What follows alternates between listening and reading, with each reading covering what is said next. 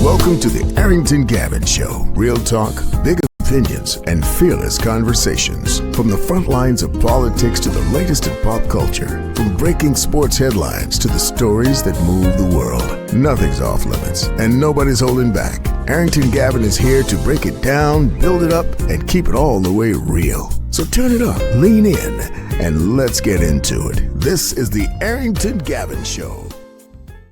What is happening, my friends? Welcome to another great episode of the Arrington Gavin Show, your go-to spot for sharp insights, bold opinions, and unfiltered takes on the biggest stories of the day, whether it's politics, sports, pop culture, or the latest buzz. Look, we're diving deep and keeping it real. So please do me a favor, kick back, stay informed, and get ready to join the conversation. Look, on today's conversation, I'm honored to have on Virginia Beach Democratic Chairman, Mr. Sean Monteiro. He has some big elections happening within the city, has some great candidates as well. A few I happen to know personally, some I've had on this program. And as you know, it's election season, really all across the nation, not just in my home state of VA, but look, there's elections happening probably in your selected in your backyard. So it's important that we continue to discuss the importance of local politics, local government.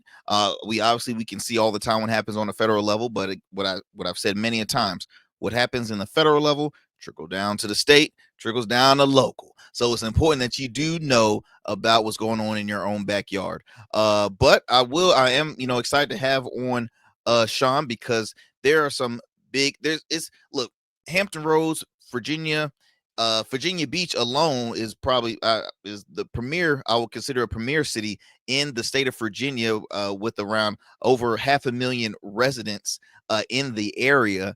And it's very, it's well known for all their, their tourist attractions, the ocean front, the popular folks that come out of Virginia Beach, but also when it comes to politics. So we're gonna discuss a lot, man, and discuss of course what the Democrats are, what's the game plan for them, right? Because on a national level, it's almost like the Democrats are in rebuilding. Well, it's not almost, it is. They're in a rebuilding position. Obviously, they took a huge loss in the presidential race, and it's just, they're trying to continue to gain and keep the trust of voters. Because look, as a voter myself, and I speak with with different groups, conservative voters and liberal voters, a lot of folks are just frustrated. They're frustrated when it comes to their elected officials. They feel as though that a lot of promises have not been met. They feel as though it's like, back and forth, but nothing is being done.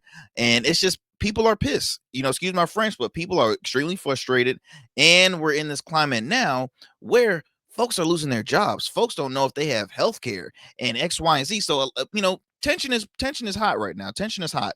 In addition to that, we will discuss briefly about Virginia Attorney General candidate, Democratic nominee Jay Jones, who's a former delegate.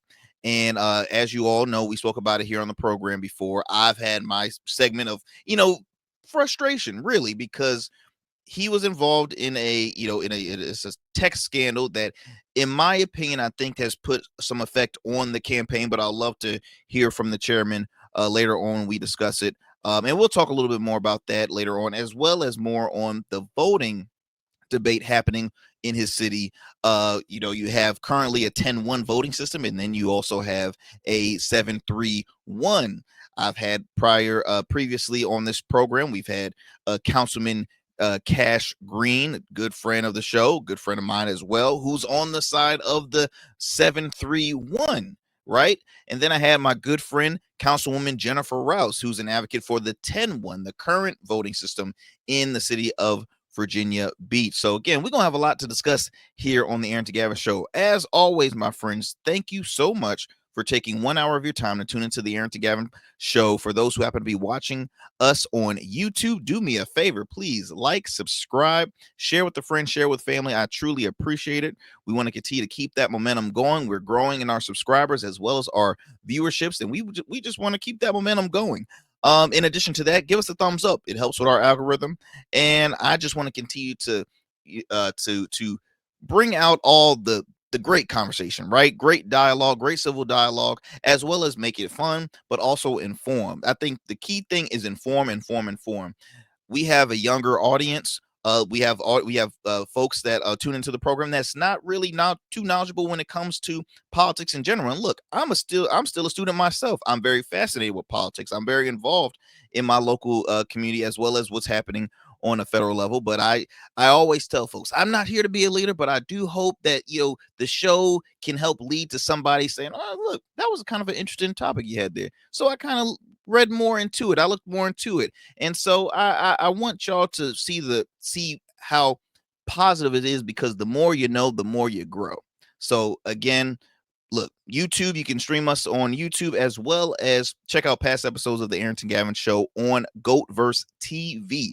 Goatverse TV, if you have not downloaded the app yet, please do so. It's available on the App Store, Google Play Store, Roku, as well as Amazon Fire TV. Again, that is Goatverse TV.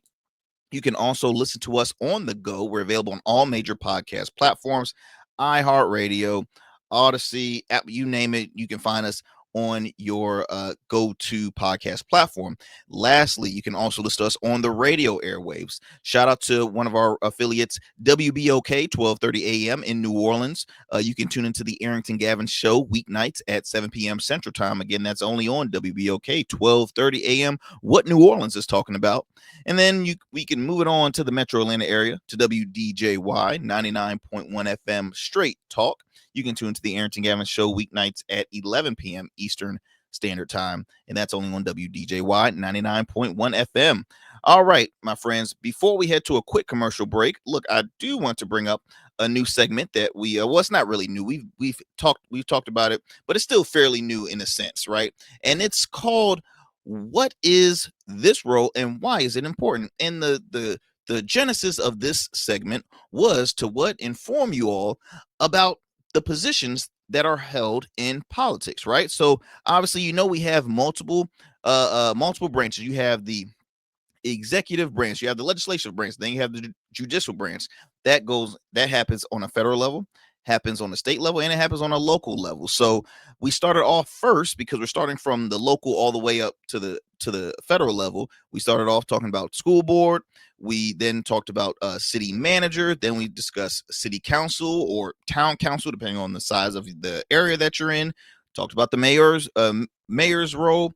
We talked about the treasurer and the commissioner of revenue's role. And now we are on the clerk of the court role. Okay, so the clerk of the court role manages legal documents, licenses, and public records. So why, you ask, is this important? So again, with the custodian of public records, it keeps vital documents, as I mentioned, like deeds, property transfers, marriage licenses, wills, and judgments. So again, public rights to access important records, which protects citizens' property rights and legal history. So that's why it's an important role to you all, but it has many, many roles. Again, court administration, I mentioned financial management, public service, and transparency. I mean, this is a key role that I want to remind you all that is not an elected position. It is an appointed position. So it is a full-time position, that because you have some roles that are appointed, then you have some roles that are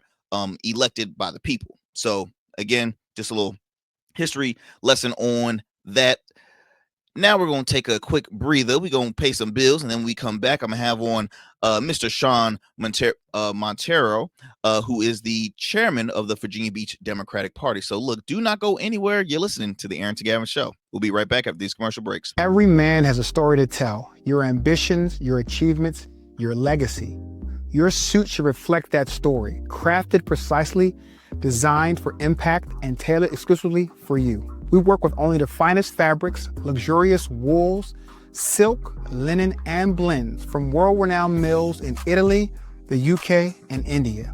These fabrics are the foundation of custom suits that exude elegance and stand the test of time. But a suit isn't just about fabric, it's about fit, and it's about confidence, and it all starts with you. When you work with me, you'll receive a personalized consultation, whether in person or over Zoom. Together, we'll explore your vision and discuss your needs.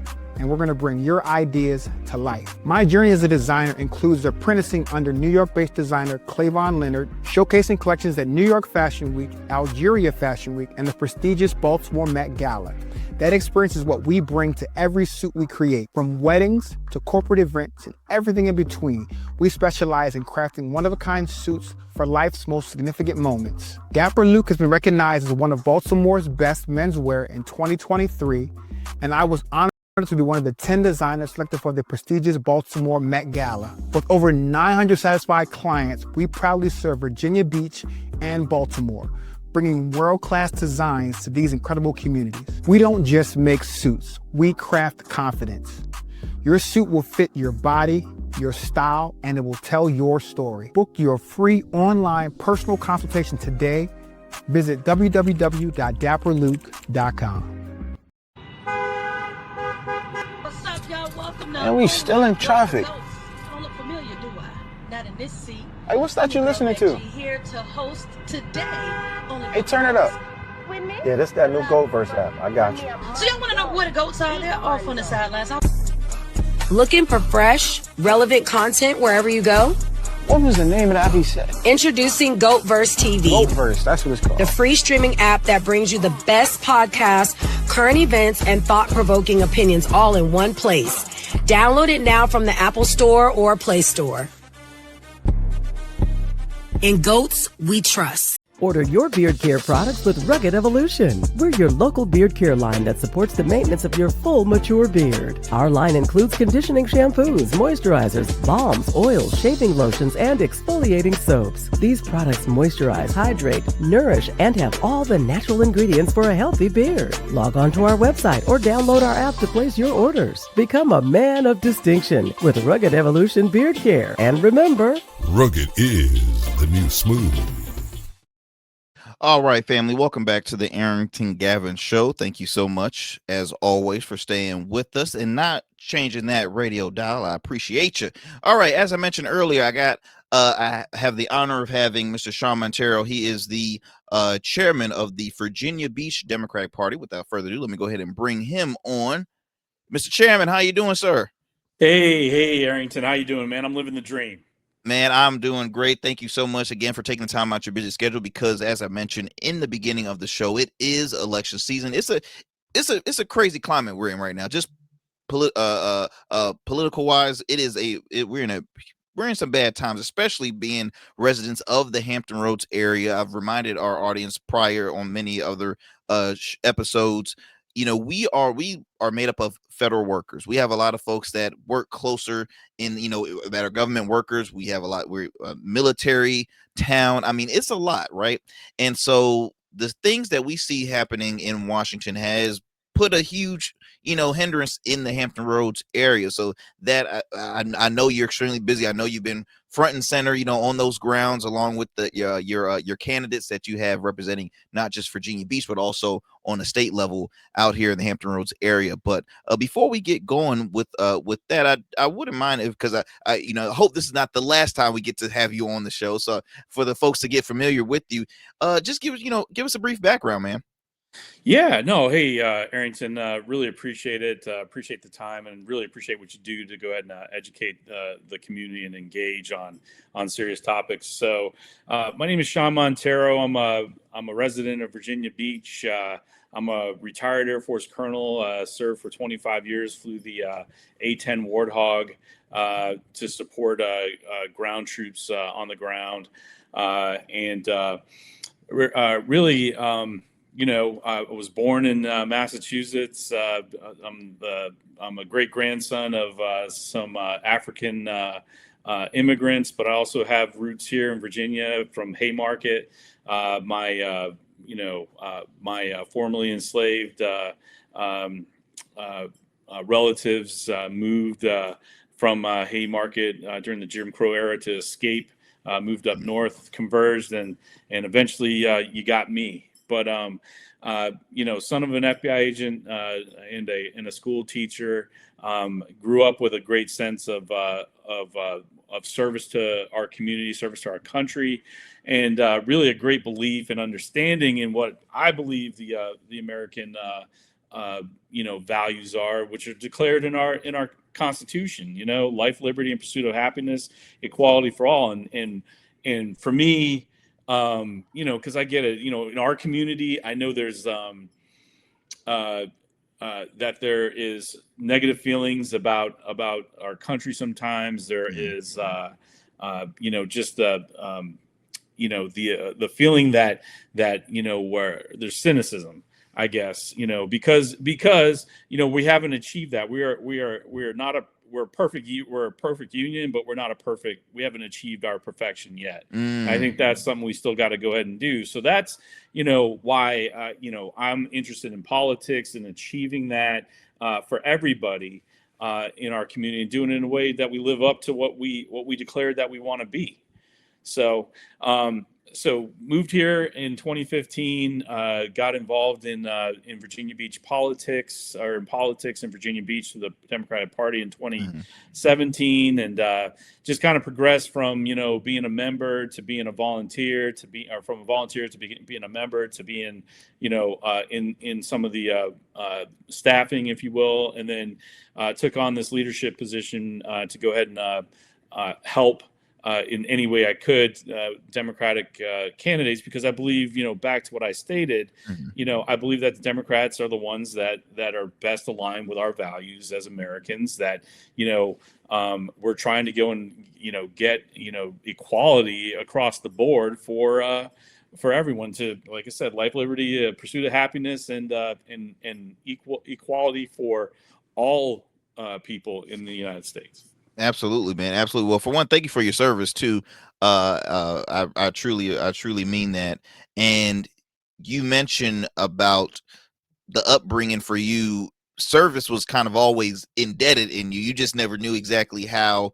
I mean, hey, you served our country, which again, I truly thank you for that. But getting involved in local politics, when was the time for you to, really have that? I won't say like awakening, but when did local politics or politics, how politics really interest you, and then specifically on a local level? Because now you have a a pretty important role. I mean, again, I've mentioned earlier, Virginia Beach is probably probably the top premier city in the state of Virginia. It's the largest population wise, and it's so much happening in this in the city of Virginia Beach. What kind of guided you to having that interest of hey, let me get involved on the local level, at least in politics? Yeah, so I mean, great question. I mean, being in the military and moving around, it was tough to go ahead and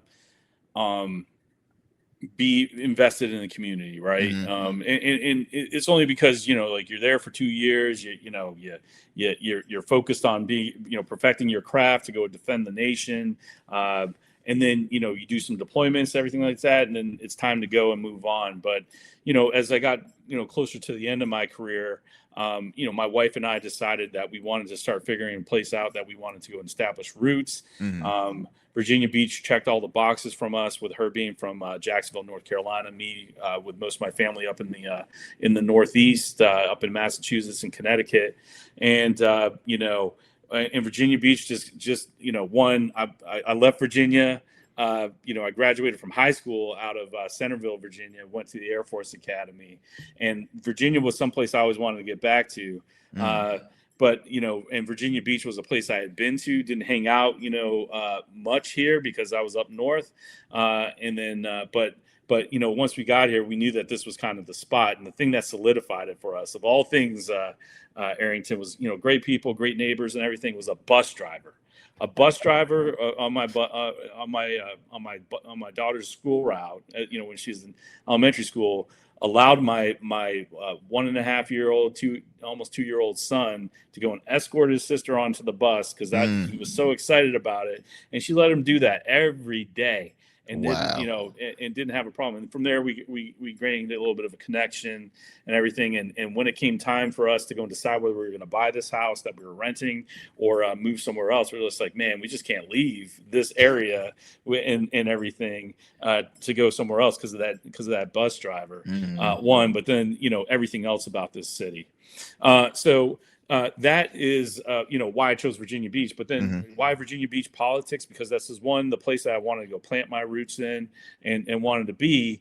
And you have to go and start investing in your community once you've made that decision, right?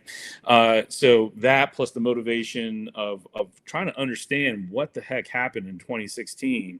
For me, and hey, this is my personal opinion. I know there are people that like him, but I never felt when I was in the military, I never felt like any of the presidents, it could be apolitical and support my president, but I never felt like the president didn't have my back.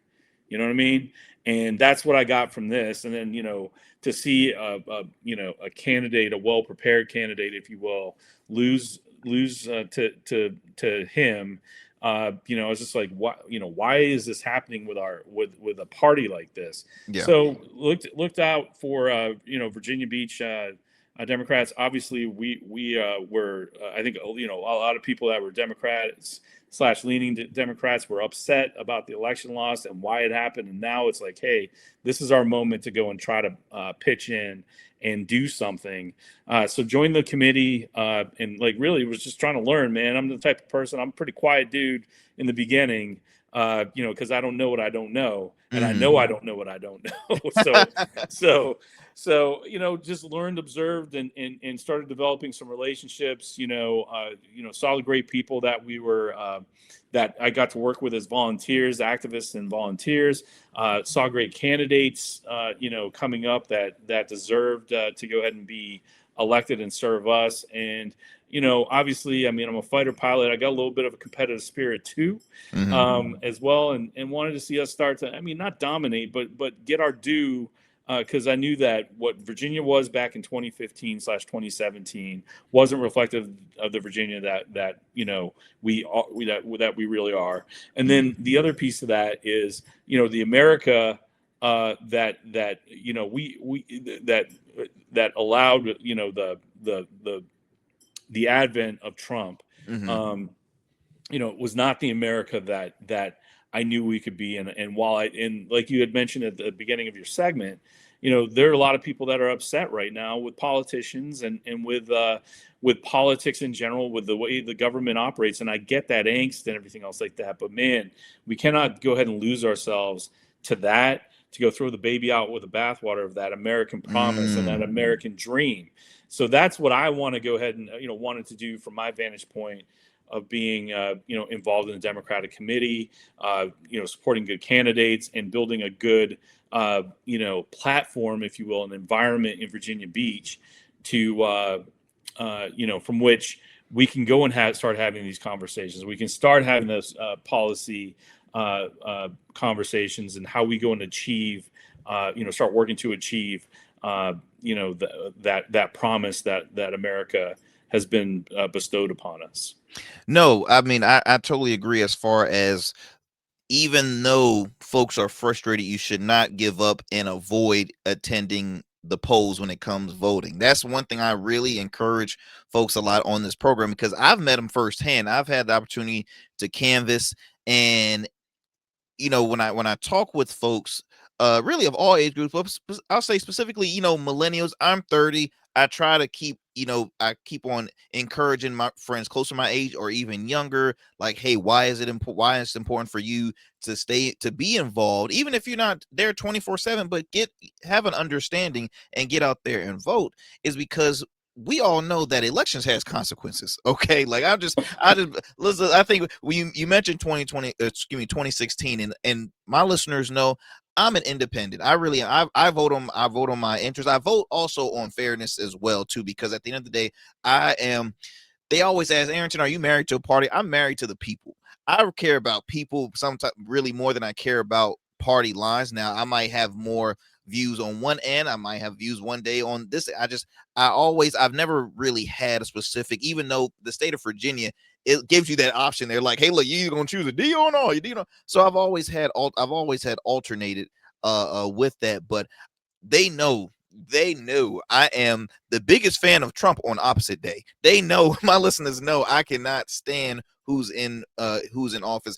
Do I want to see him do good? Because at the end of the day, hey, that affects us. Yes, but I say it like this: if they do good, I'll talk about it. If you do bad, I gotta talk about it. And it's just, for me, since this gentleman came down the escalators, I was already a bit worried, just because it didn't seem authentic. It seemed like a prop. It seemed very like is he promoting a new show? No, he's serious. And the verbiage that came out, I'm just like, this is not okay. This is not good. Like, and it, to me, it has not gotten any better from there. That being said, Mr. Chair, well, Sean, how would you like me to call John, you? you call me Sean, man. Okay, Man, we friends, we cool. All right, man. All right, man. I appreciate it. I think, Sean, you have a good number of Democratic voters that are frustrated with their own party. I'll break it down. I think you have some where we'll say, okay, look, you got the right, that's the party that lacks empathy. You have the left that sometimes lacks a backbone. Now, and it might be only on an elite level. It might not happen. I'm not saying that's the whole, but those who are at top making those laws and making those rules, it's like, what are we doing? I think it was a huge wake up call for. I mean, again, I consider the Democratic Party as a whole rebuilding after this presidential race, because we had a candidate that was, and I say we because, hey, look, I wanted to support. I voted for Kamala. I voted for Kamala. They gave her 107 days to, and I've already made plenty of shows where I talk junk about Biden, because I'm still a little frustrated. Just be honest, I'm still a little frustrated with the decision making and the strategy. But raise the most money. You have a qualified candidate, but you give her 107 days. Now it's like, okay, rebuilding. There's Democratic voters that are saying, what are we doing? And I want to ask you, Sean, as a Democratic chairman for the city of Virginia Beach, have you come across Democratic voters in your city kind of asking those same questions? Yeah, absolutely. That is I'm not going to go sugarcoat. From the national perspective, absolutely. I mean, especially in Virginia Beach, we're frustrated that we don't have a representative that represents our ideals. We're frustrated that there is some. I guess I don't know, lack of focus. We're just in the wilderness right now, trying to figure out where things are at, and at least after the election, right? And kind of leading up to now in this point. I think we're getting close to an inflection point. Arrington is with the shutdown that's going on, and the reason for it, and everything else like that. We're showing some courage. And I don't want to go jump ahead on you, because I know we're going to probably talk about this a little later on, but there's also this sense of we got to quit cowering to on some issues, in particular the issues of what somebody may have said in a private conversation versus what is being done. We're tired of being browbeat and being played, because from the standpoint of I think Democrats are naturally empathetic, and want to go ahead and be right and proper, and not sometimes too empathetic. No. yeah. But the point is that I think that there are people that think we're going to wither when we're challenged about, this moral has been broken and everything, and now you're going to be in an impossible position. And I'll talk about it like this: we're frustrated when our leaders are not doing the fights that we want them to do, that they need to go ahead and do, standing up to honestly horrific things that are going on right now. I mean, Arrington, babies in Chicago being ripped out of their beds by ICE agents and zip tied, American citizen children being zip tied, and you're going to go and start talking to me about something that was said in a private text that was never acted upon? Like, come on, man, that just doesn't compute, and we're not going to stand for that. So I know I went maybe a little bit off topic of No, you're fine. the fractured Democratic, or this supposed fractured Democratic Party. But like I said, the inflection point is here right now. They're standing up for. Think about what they're standing up for right now: keeping our healthcare costs down, subsidizing healthcare. That is the one thing that will make or break a family. That will or make or break a person here. And it's not about being able to be able to go to a hospital. It's about you not going ahead and being charged $2,000 a month to have just basic health care, to go ahead, and if something were to happen to you, most of us are just one minor medical catastrophe away from being poor and destitute. You know what I mean? And off that track. And that's not right. That's not that's what we want. I think that's what everybody wants. That's why they're frustrated across the spectrum, is there's no investment going on in the people. We're a government that says we the people, but you see from this administration right now, and you see not investment but giveaways to people that don't need it, that really don't need it. And they're not caring about the everyday folks, the relatable factor. And I mean, we see that not just in Washington. I mean, let's be honest, being a resident of the state of Virginia, we see that in in our current governor's position. And I mean, let's just call a spade. Like, they are the listening to what their leader is telling them to do. And that's why we're seeing such a huge effect here in Virginia. We're not seeing a fight being brought to you go discussing about the healthcare being taken away. Like, for me, if I drive around the Hampton Roads area, and I will catch pockets of protesters on the streets, they are people that, in my opinion, I'm like, they should be enjoying retirement. Why are they out here protesting? It's not like, because I feel as though sometimes when you see protests, it's like, okay, majority they're younger crowds, but I'm seeing folks that should be enjoying their retirement, but they can't, and they're frustrated. And I'm just like, wow, this is serious. This is really serious. Yeah, no, I think that those folks are a combination of a couple things. I think first off, they see or they remember the good days, you know what I mean? Where there was opportunity, and where there was a spirit of advancement of the American dream, if you will, the American, and not to dream from a monetary standpoint, but the American promise. I want to kind of stay on that, and that they're seeing those things being reversed, things that they had grown up with, things that they had lived with, that they had defended in different ways, and so they see that, and then hey, some of these folks, man. Once you go ahead and, I'm getting close to that age too. It's still a while away, but I'm a lot closer than you are. I'll just put it like that.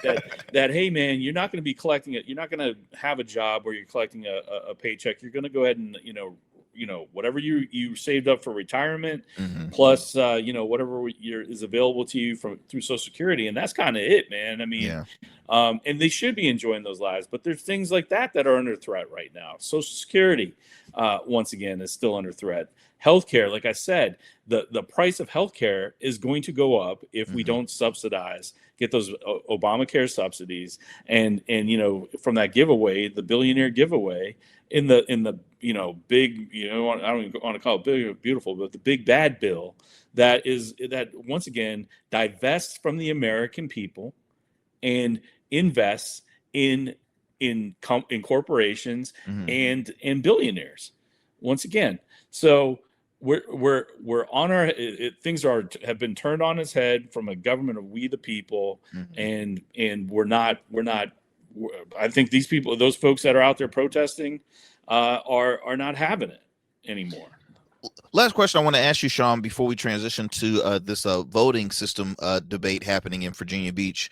I want to ask, what are Democrats doing to be, and I feel like you might have answered that before, but what are Democrats doing to at least, win back, continue to maintain their strong supporters, those that are like just they're almost at their endpoint. Some even say, you know what, I'm low-key thinking about not even calling myself a Democrat. I might just call myself an independent. Like, you have folks that will come across to that level just because, again, frustrating. And I guess you could say too, or you can I can add on, when they see certain, they might see some Democratic elected officials not seeing eye to eye amongst each other, and it's like, hold on, y'all on the same team. What are y'all doing here? So what can you say, to those voters in that case, or what are the Democrats doing to try and keep hold on to that promise and keep hold to those voters in that base? Yeah, so I mean, I think they need to go ahead and they need to have a clear message, a clear plan of attack of what we are for as a party and what we're going to go try to do, and everything. And it has to be based upon investment, broadly across the the spectrum, the base, if you will. And really, the base should be the American people, man. I mean, and whatnot. So, I mean, a good, strong, message of how we're going to invest back into people, and back into to go and provide, opportunities that every generation, at least when I was coming up, every generation was able to go and improve upon the previous generation, whether it was home ownership, whether it was education and schooling, being able to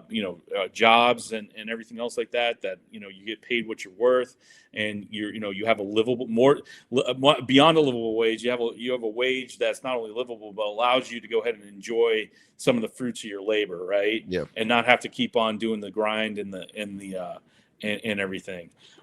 So I think there's that. I think from the Virginia Beach Democratic Committee's standpoint, it's making sure that we, one, are connecting, and telling one, being visible, being aware, and letting people stay connected with the communities that felt like they have been lost, if you will. Two, going ahead and listening to those communities as well, to go ahead and understand what it is their need. And that, while it's not the Democratic Party's job to go ahead and provide those solutions, it helps us to go and focus on the right candidates to go ahead and put forward, to go and inform our elected officials that we've supported, about what the community's done, to be that censor, if you will. And I think if the Democratic Party from the national level started looking at local committees not as a group of ragtag volunteers, but as being those censors that can go ahead and advocates, if you will, to go and focus at the ground level, because that's the thing, man. You go through this cycle of, in Virginia, you go through the cycle of once every year there's an election, but the big build up, ramp up, and everything else like that. The elected, or the candidates do their thing, they win or they lose, and then it's shut back down. And we need to go ahead and not be transactional. We need to go ahead and be unconditional advocates and partners with the people in our community. I want to transition. I want to talk about the voting system debate that's going on in the city of Virginia Beach, but I do want to discuss Jay Jones, Attorney General, a Democratic candidate for Attorney General here in Virginia. He is a former state delegate. I think he had mostly Norfolk, but he has some roots in Virginia Beach as well. And like the Democratic Party, out of the state of Virginia and Virginia Beach, they are supporting Jay Jones, along with Abigail Spanberg, who's former congresswoman, as well as State Senator Ghazala Hashmi, who is running for lieutenant governor. But I want to talk about Jay, and let me play this soundbite real quick, and then we'll talk about that after that soundbite. So hold tight, y'all, as I bring up this clip here. Jay Jones is running to become Virginia Attorney General, taking on incumbent Jason Miyares, but he's facing controversy over alleged text messages he sent to Republican House Delegate Kerry Coyner in 2022. Those texts allegedly show Jones joking about shooting former House Speaker Todd Gilbert and even fantasizing about Gilbert's children dying in their mother's arms. Jones apologized, saying when he saw those words it made him sick to his stomach. He says he's embarrassed and ashamed for what he said. Still, his apology hasn't stopped political leaders from speaking out. President Trump, in a post to Truth Social, called Jones' actions, quote, sick and demented, and believes it is grounds for resignation. Incumbent Jason Miyares says, quote, this conduct is disqualifying. Putting politics aside, one has to be coming from a dark place to advocate the murder of a colleague and their family. Republican candidate for Virginia governor. I'll just pause that right there just for the sake of time. But that made national news, Sean. That right there was not just local, but it made national news. That is again, candidate Jay Jones, who's running for the highest position in law enforcement here in the state, and he has publicly apologized countless of times, and he's continued to do so, having to do so not just to the family, but also to his voters, right? A lot of people are like, wait, what's going on? So I know that he still has multiple supporters standing by him. The Democratic Party of Virginia Beach is standing strong behind him, and again, most likely majority of the Democratic base in Virginia is standing behind him. I can't speak speak of all folks. I don't know everybody, but at the end of the day, that was a big deal, and it was a big, I would say, in a kind word, it was a very dumb thing to do in general. It was very, very unprofessional what he did in a climate where you have the conservative right blatantly accusing the left of being the party of political violence, and then you have a story like this happen. It's like it's now being used in smear campaigns. You see it in commercials. We recently they just had a debate between current incumbent Jason Miyares and Jay Jones had a debate out in University of Richmond, and that was said countless of time. I mean, the conservative right is having a field day over this. So I just want to ask, for one, how do you think, how can I break it down? Was the party a bit nervous just because of how this could affect the outcome possibly of this race when this came out? I know you guys are, y'all still standing strong behind, but how do you answer questions from Democratic voters that's like, I don't like that's, that are hesitant after that? Yeah. So, no, great question. I know that was kind of all around the place. No. First and foremost, I mean, let's just address the elephant in the room. By no means does anybody in the Virginia Beach Democratic Committee, and I can only speak, kind of for the committee / but I also think that extends to anybody. But nobody in the right minds thinks that was appropriate statements to make. All right, and we wouldn't condone anything like that. We don't condone anything like that. But Jay Jones, stood up like a man and accepted responsibility, and he apologized. All right. One of the key people on that clip that you talked about that went and rebuked Jay Jones, Donald Trump, has said horrific things about military family members. Remember in 2016, the Muslim father whose son, Gold Star father, and he started talking poorly about that family. Never has ever said he's sorry about what he said about them. What about the protesters in his rallies that he went ahead and talked about, beating them up and everything else like that? Is that not a violent statement to said in public? Hey, Trump is no perfect individual. This is the same man that pardoned criminals, by the way, that stormed the Capitol. I will always remind folks that he pardoned almost all of them that storm, the Capitol. So I understand the right is by any means better, but I think, I guess the question is for, for again, voters who are, who might be now a little hesitant with their choice, especially for those independents voters who are kind of alternating, like, oh, who do I lean to? Do I lean to, how is the Democratic Party, pushing out the vote on why you need to stand by Jay Jones? So very, very easily. I mean, first off, we're not going to kowtow to hypocritical, smear campaigns from people who, in their words, their public words and their deeds. Once again, I talked to you about those ICE raids that had pulled out American children into the streets, zip tied. A president in front of 800 general and flag officers making the statement that certain cities are war zones and they should be military training grounds.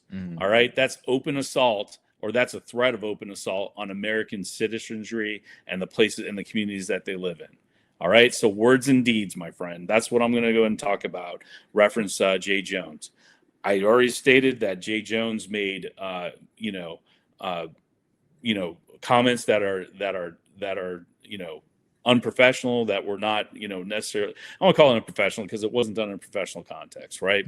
But that we just don't condone, right? Off color and not appropriate. But let's talk about Jay Jones' deeds.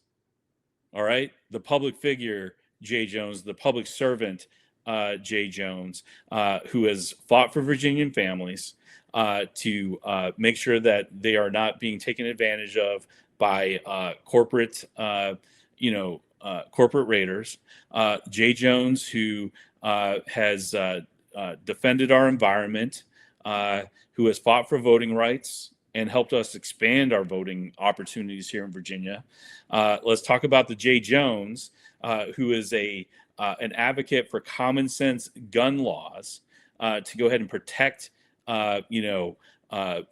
women and children from gun violence and everything else like that. And we also got to go ahead and understand the context of which that's never been described. The context of why he would say something like that. Maybe it could be because there was a gun bill that they were working on a common sense gun bill that they were working on at the time that may have been swept out, from leg swept out from being passed and everything. Something that would protect children who, we live in an age where children in our schools are.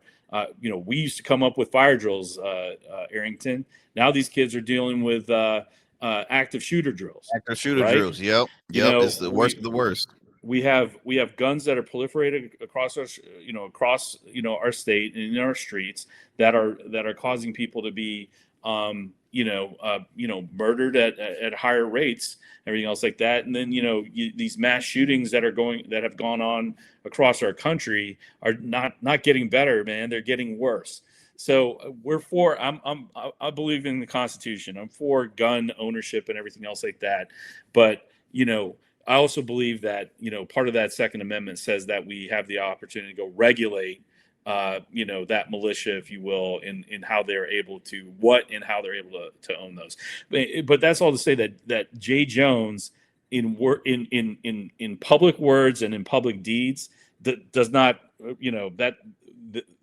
was said in private does not equate to what he's done and said in public. Does that make sense? Yeah, makes perfect sense. Makes perfect sense. And, go ahead, Sean. I'm sorry. And then just one other thing that I want to go and add is, what is Jay Jones here to speak to those independent voters, not just of explaining that he's a stand-up individual, that his words and his actions in public and I would also say in private reflect what he does in terms of being a fighter for the people. But more importantly, you brought up federal workers being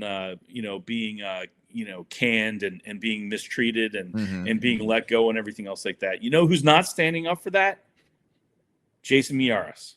You know who's not standing up for our healthcare, potentially being taken away? Jason Miyares.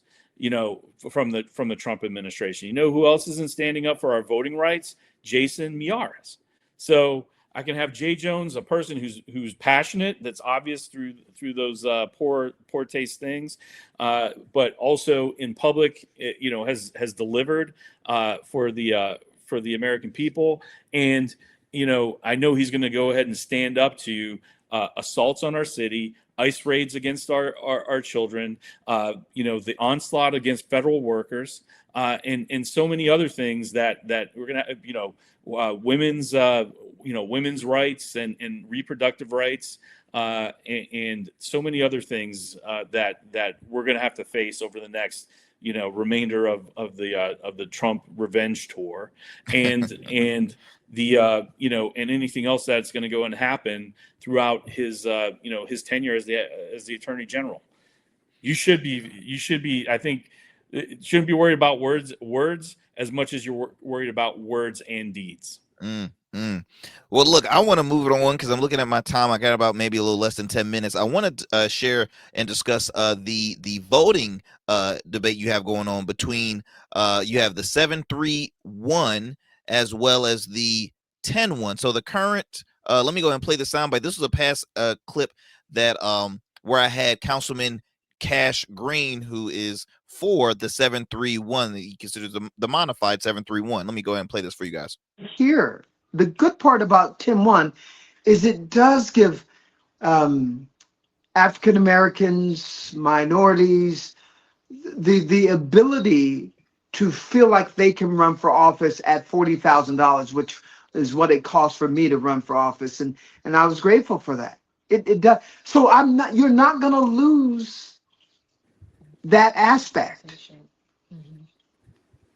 because these are minority districts. This is not going to become a at-large district. Mm-hmm. You still get the right to have a representation of someone that's from your district. Your voting rights are very important to us. Yeah. But the 10-1 system will lock you into making you think you have sovereign power over your district, and you do not. Because I want to ask you, Sean. So Councilman Jackson Green, who was advocating for endorsing the 7-3-1, he's saying, hey, look, the 10-1 is absolutely no representation, even though you have those that support the 10-1 is saying it is. I mean, is it not? Like, for residents, they're like, okay, make it make sense. Do you mind explaining? Because you are for, sir. I see you rocking the hat. See, rocking the hat for 10-1 for the 10-1 referendum. So what's your take, Mr. Chairman, on that? So vote yes on 10-1, and here's why. First and foremost, the 10-1 system is in compliance with the Voting Rights Act of 1965, and there is any sort of system that brings in an at-large, any sort of form of at-large, whether it's 3 at-large seats and everything, is against the Voting Rights Act, and that was stated by the Judge Jackson. So here's how 10-1 makes it fair. First and foremost, your district is represented by somebody who lives in your district. You vote for that person, and it's one person, one vote, and you get the ability to go and hold them accountable. One, responsive from the standpoint of you have one person to go call when your streets are flooding, one person to call when your trash isn't being picked up, one person to call when your schools are crumbling, and you need to you want to see those things fixed and advocate for capital improvements. The other thing, let's just kind of do the math about 10-1. So 10 equal districts. You said 500,000. I'd say it's closer to 450,000 people in Virginia Beach, but let's just go with the 450,000 piece. 450,000 divided by 10 is what? 45,000, right? 450,000 divided by 7 is 64,000.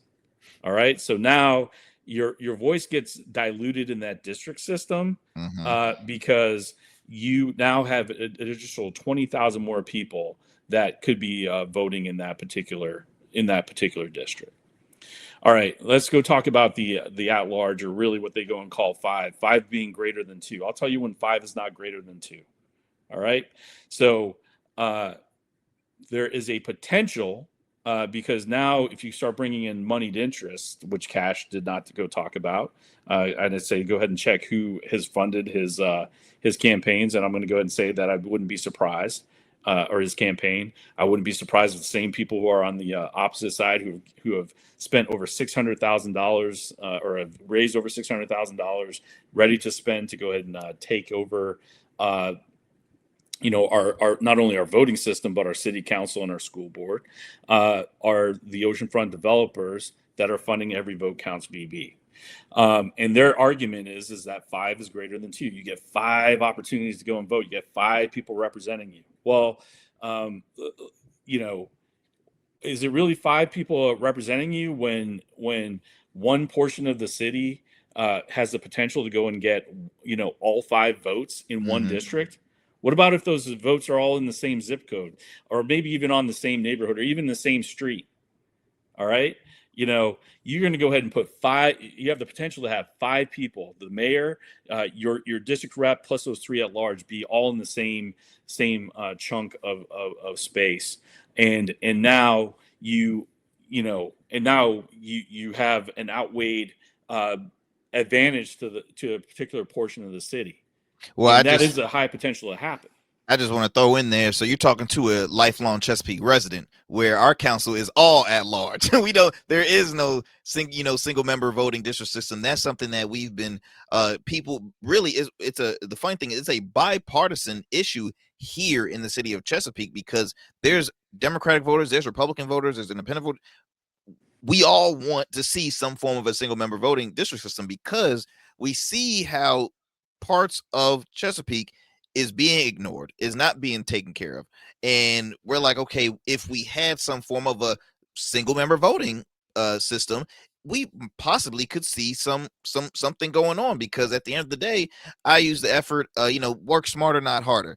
If you have 200, I think there's a little over 250,000 residents in the city of Chesapeake. So is it easier to take care of over 200,000 plus needs, or maybe 35,000? I would want to go to smaller, so it can, it's all about being accountable. And in my opinion, sometimes the at large is a power play. It's a way to keep your power position in that seat. We got maybe about like a little less than 60 seconds, Mr. Chairman, but if you don't mind, and I ain't going to cut you off there, but if you don't mind sharing how folks can continue to, support the platform. I see you got the shirt, you're rocking the shirt, so you have your candidates that you're going to be rooting for. Any last words you would like to throw out there? Yeah, so very important races up and down. So Spanberger, Hashmi, and Jones for the state level stuff. Vote for your Democratic candidates. For us in Virginia Beach, we have 6 of them, 6 great candidates. You can look them up at vbdemocrats.org. Look at our candidates page. For the 10-1, I just really want to go ahead and say that, the ultimate thing is it's about accountability, it's about fairness, and it's about a proven system that has brought in most diverse, city council that we've seen, not just in skin tone and ethnicity, but age and political thought. And the other thing is 731 will go ahead and leave, like you said, will go ahead and leave certain sections of the city behind. And you can already see how we've suffered under that and are starting to recover now under this district system, where the oceanfront developers get precedence, they buy their candidates, they get sweetheart deals, they recycle their tax dollars now to go ahead and take away our voting rights.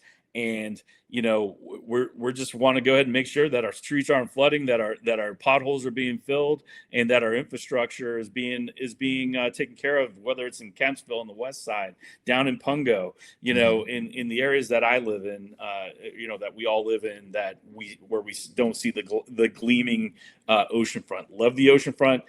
Understand its importance, understand the importance of development, but there needs to be balance. And the way to get balance is voting yes on the 10-1 for that fair, accountable, and proven system. Mr. Chairman, look, don't go anywhere. I want to chop up with you just for about a couple minutes after the show. But again, thank you so much for your time. Don't be a stranger. Ladies and gents, I hope you enjoyed yet another great episode here on the Arrington Gavin. Vote. That is your voice, my friends. Get out there and vote and continue to tune into another great episode.